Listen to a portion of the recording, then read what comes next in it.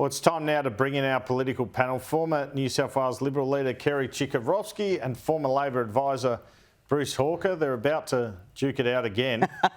Before we get to that, are you guys going to the Women's World Cup, do you think? You will, for sure, won't you? You used to say you were a soccer mum when you were a politician. Yeah, but then I became a rugby mum. So, Did you?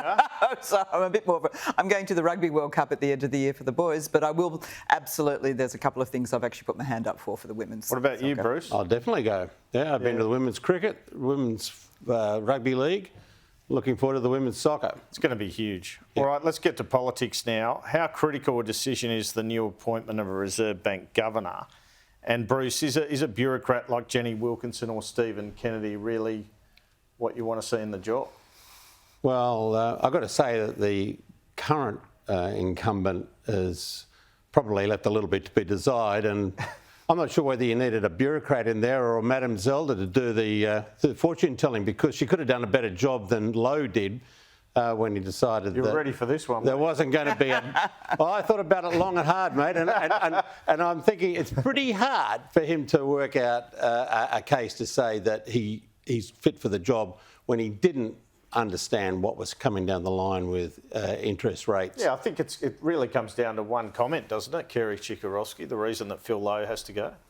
Well, I think the interesting part about it is the people who are out there commentating, suggesting that the last thing they need is another bureaucrat. That the fact that they need someone in the real world who's actually got some experience of the real world. And I'm not quite sure how many economists have experience of the real world either. But You got anyone in mind?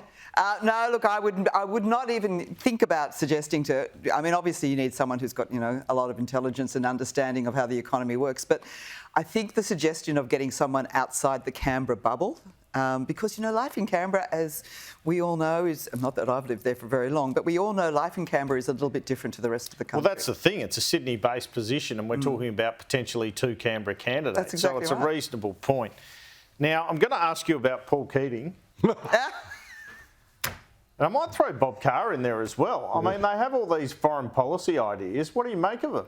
They're out there. Well, they're two of the most formidable political brains we had at their time in politics, Yeah. we've got to say. And they're not... it now, though, aren't they? Well, they're not sick of putting forward a view.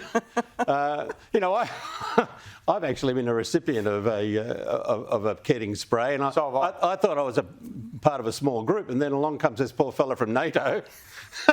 He cops one as well. I have. Do you want to tell us about yours?